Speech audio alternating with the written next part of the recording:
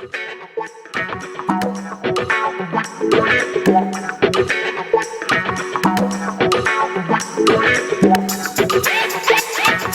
वालेकुम गाइस, क्या हाल है सबका? ठीक है, उम्मीद है खैरियत से होंगे। आप देख रहे हैं फाइनेंशियल एजुकेशन में मैं हूं आपका होस्ट अब्दुल राफे। आज की इस वीडियो में आपको नॉलेज प्रोवाइड करूंगा कि बगैर इन्वेस्ट किए, बगैर पैसे लगाए अपनी जेब से एक होता है अपनी जेब से पैसे देना, पैसे तो ऐसी बात आपको देना पड़ता है। एक होता है अपनी जेब से पैसे देना, एक होता है दूसरे की जेब से पैसे निकाल के देना, ठीक है।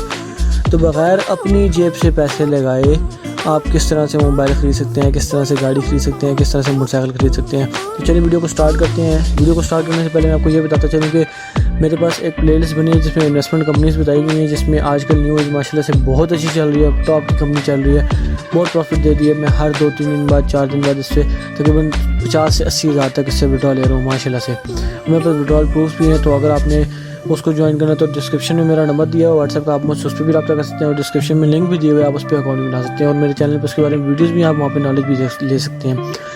इसके अलावा अगर आप नेटवर्किंग है तो मेरी नेटवर्किंग पे एक सीरीज़ चल रही है, वो आप नेटवर्किंग के नाम से एक प्लेलिस्ट बनी, आप उस पर देख सकते हैं। फिर फाइनेंशियल एजुकेशन के नाम से एक प्लेलिस्ट बनी, जहाँ पे मैंने आपको बताया कि इन्वेस्टमेंट किस तरह इकट्ठी करनी है, इन्वेस्टमेंट किस तरह करनी है, जिनके पास थोड़ी इन्वेस्टमेंट है वो क्या करें, जिसके पास ज़्यादा इन्वेस्टमेंट है वो क्या करें। उसके अलावा फर्दर और भी चीज़ें बताई हैं कि आपने किस तरह से गोल अचीव करने होते हैं, सक्सेसफुल कैसे होता है लाइफ में। तो अगर आप इन तरह की वीडियो देखना चाहते हैं तो आप मेरी प्लेलिस्ट जाके विजिट कर सकते हैं। फर्दर चलते हैं वीडियो की तरफ। देखें, जब भी आपने कोई चीज़ लेनी है ना, तो एक एवरेज पर्सन क्या करता है, एक मिडिल मैन क्या करता है, ठीक है, मिडिल क्लास पर्सन क्या करता है, वो ये करता है, वो सैलरी का वेट करता है। फ़र्ज़ क्या, अब एक बंदे ने बाइक लेना है तो वो सैलरी का वेट कर रहा है कि सैलरी आएगी तो मैं बाइक ले लूँगा, या उसकी सैलरी बढ़ेगी तो वो बाइक ले लेगा, ठीक है। लेकिन एक बिजनेसमैन क्या करता है, या जिस तरह मैं करता हूँ, अगर मैं आपको अपनी फ़िलासफ़ी बताऊँ तो मैं ये करता हूँ कि अगर मैंने 35,000 का मोबाइल लेना है, फ़र्ज़ किया अगर मैंने मोबाइल लेना है 35,000 का, मैं क्या करूँगा, मैं 35,000 जमा करूँगा, ठीक है। मैं 35,000 जमा करके उसके बाद उसमें किस्तों पे मोबाइल ले लूँगा। अब लोग कहते हैं तेरे पास तो पैसे हैं, तू नकद क्यों नहीं लेता? तो भाई नकद में ना आपको नुकसान होता है। नुकसान इस तरह होता है, एकदम से आप 35,000 दो, वैसे ही दिल को कुछ होता है। दूसरा, आपकी पसली टूट जाती है। अगर आपके पास है ही तकरीबन 40-50 हज़ार रुपया, 60 हज़ार रुपया, उसमें आप 35,000 दे रहे हो, आप वैसे ही जो है ना वो डाउन हो जाते हो, आपकी पसली टूट जाती है, ठीक है। आपके पास सेविंग में, जब तक बिजनेसमैन जो होता है उसको जब तक सेविंग्स नहीं होती वो बिजनेसमैन कहलाता ही नहीं है, ठीक है। तो हम लोग जो सेविंग करते हैं तो सेविंग करते चले जाते हैं, लगाते हैं तो लगाते चले जाते हैं, ठीक है। तो हमें मयाना रवि इख्तियार करनी चाहिए, इस्लाम ने भी यही कहा है। मैं क्या करूँगा, मैं 35,000 रुपये पहले जमा करूँगा। 35,000 रुपये जमा करके, क्योंकि मैं अगर मोबाइल लेना चाह रहा हूँ तो मैं इसी तरह से ही लूँगा जिस तरह मैं आपको बता रहा हूँ। इस तरह आप भी ले सकते हैं, और बाइक भी मैं लेना चाह रहा हूँ तो बाइक भी इस तरह से लूँगा। अब मैं क्या करूँगा, मेरे पास अल्हम्दुलिल्लाह नॉलेज है इन्वेस्टमेंट कंपनीज़ की। अगर आपको नहीं है नॉलेज तो आप मेरे से रब्ता कर सकते हैं, मैं आपको अच्छे से गाइड करूँगा, आपको बताऊँगा, आपको फ़ंड को यूटिलाइज़ करूँगा, आपको फाइनेंशियल एडवाइज़र आपको बनूँगा, और आपको फाइनेंशियल एडवाइस दे के आपको सारा समझाऊँगा फ्री ऑफ कॉस्ट। कोई कॉस्ट नहीं इसकी, कोई मैं पेश नहीं लेता, ये मैं अर्फन अल्लाह के लिए करता हूँ, सिर्फ अल्लाह के लिए करता हूँ, ठीक है। ये मैं आपको अर्फन कह रहा हूँ। देखिए, अब मैं क्या करूँगा, मैं 35,000 जमा करूँगा। 35,000 जमा करके मैं सबसे पहले जो उसका एडवांस देना होता है, फ़र्ज़ किया आपने उसका 8,000 एडवांस देना, मैं 8,000 उसका एडवांस दूँगा तो मेरे पास पीछे बचेगा कोई तकरीबन 27,000 रुपया। तो 27,000 रुपया मैं इसको किस्तों पर निकलाऊँगा ना, तो 27,000 रुपया मेरा बच गया, और 8,000 एडवांस मैंने दे दिया, और मोबाइल मेरे पास आ गया, मैं ऑलरेडी यूज़ कर रहा हूँ, ठीक है। अब मैं क्या करूँगा, अब मैं वो 27,000 रुपया है ना, उस 27,000 रुपये में से अब मैंने देखना है, फ़र्ज़ किया अगर मोबाइल की किस्त है 5,000, और मैं कंपनीज़ देखता हूँ आगे, ठीक है। अगर आपके पास कंपनीज़ नहीं है तो आप मेरे पास आ जाएँ, ठीक है, मैं आपको कंपनीज़ प्रोवाइड करूँगा। तो मैं कंपनीज़ देखता हूँ, तो मैं उस 27,000 में से ना मैं देखता हूँ जी, एक कंपनी में अगर मैं 5,000 लगा रहा हूँ, जिस तरह न्यूज़ में अगर आप 4,000 लगा रहे हैं तो आप मतलब $21 लगा रहे हैं, ठीक है। तो $21 पे आपको तकरीबन डेली $1.5 से $2 मिलता है, और आपके 8 से 9 दिन के अंदर $21 रिकवर हो जाते हैं, आपके निकल आते हैं, ठीक है। मतलब 8 से 9 दिन के अंदर आपकी इन्वेस्टमेंट जितनी लगी होती है डबल हो जाती है, ठीक हो गया। और करना भी उसमें कुछ नहीं है, ठीक है, मतलब कुछ भी नहीं करना, आपने सिर्फ ऑर्डर ग्रैब करनी है तो क्लिक करना होता है। वीडियोस मैंने बताया हुआ कैसे ऑर्डर ग्रैब करते हैं, 5-7 मिनट की गेम, बस क्लिक करना है, सबमिट करना है, क्लिक करना है, सबमिट करना है। तो जब मुझे पता है कि 8 से 10 में मेरी इन्वेस्टमेंट यहाँ पर डबल हो रही है, तो मैं क्या करूँगा, मैं उन 27,000 में से मैं 5 से 6 हज़ार एक अकाउंट लगाऊंगा कंपनी में, न्यू एज कंपनी में एक अकाउंट लगाऊंगा, क्योंकि मेरी सर्च है कि ये कंपनी प्रॉफिट डबल कर रही है, ठीक है। तो मैं क्या करूँगा, मैं 4,000 का अकाउंट लगा दूंगा वहाँ पे।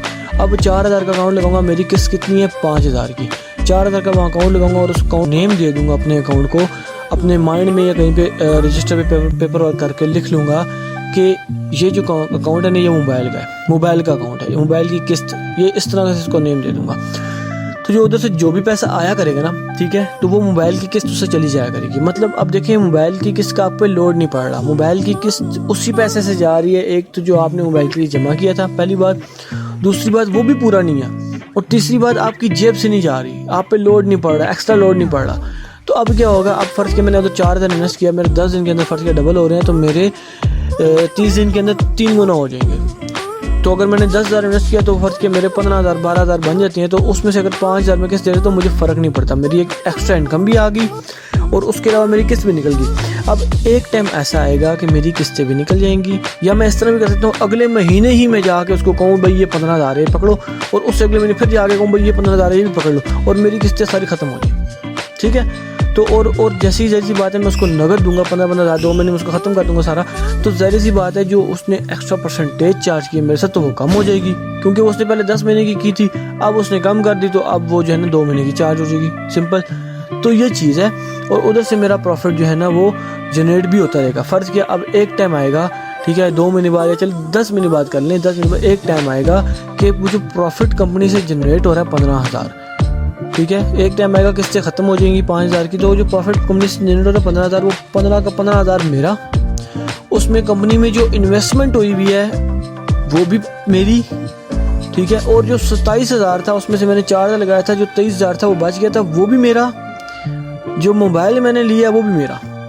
मतलब मेरी जेब से 1 रुपया भी नहीं निकला। अगर आप पिछली वीडियोस देखें मेरी, तो उसमें भी मैंने यही बात बताई हुई है बिल्कुल, कि आपने जब भी किसी कंपनी में इन्वेस्ट करना है तो सिर्फ फर्स्ट टाइम आपने इन्वेस्टमेंट करनी है, बाकी आपने उसी कंपनी से, एक कंपनी से निकाल के दूसरी कंपनी में, दूसरी कंपनी से निकाल के तीसरी कंपनी में, ठीक है, उसके बाद आपने कभी जेब से इन्वेस्टमेंट नहीं करी। मेरे साथ जो पर्सन्स काम करती है, मैं उनका फाइनेंशियल एडवाइज़र हूँ माशाल्लाह से, तो मैं उनको यही रिकमेंड करता हूँ कि आप कभी भी खुद से दोबारा इन्वेस्टमेंट ना करनी। अगर आपने किसी कंपनी में इन्वेस्टमेंट बढ़ानी है, फर्ज कि आपने $20 का, आप कह रहे हैं मैं $50 की इन्वेस्टमेंट करूँ, तो ये नहीं है कि आप $30 और डिपॉजिट कर दें, नहीं, आप उसी $20 पे प्रॉफिट कमाते रहें और उसको विड्रॉ ना करें। एक दिन आएगा वो $50 हो जाएंगे, जब $50 से ऊपर जाएगा, जब $70, $80, $100 हो जाए, तो फिर आप $50 निकाल लें। अब फर्ज किया आपका $100 जमा हो गया, आपने 15-20 दिन प्रॉफिट नहीं निकलवाया, तो आपका $100 जमा हो गया। उस 100 में से आप $50 निकाल लें और $50 अंदर रहने दें। अब आपकी पहले इन्वेस्टमेंट जो थी वो $20 थी, अब जो आपकी इन्वेस्टमेंट अंदर पड़ी है वो $50 है। अब जो आपके ऑर्डर लगेंगे $50 पे लगेंगे।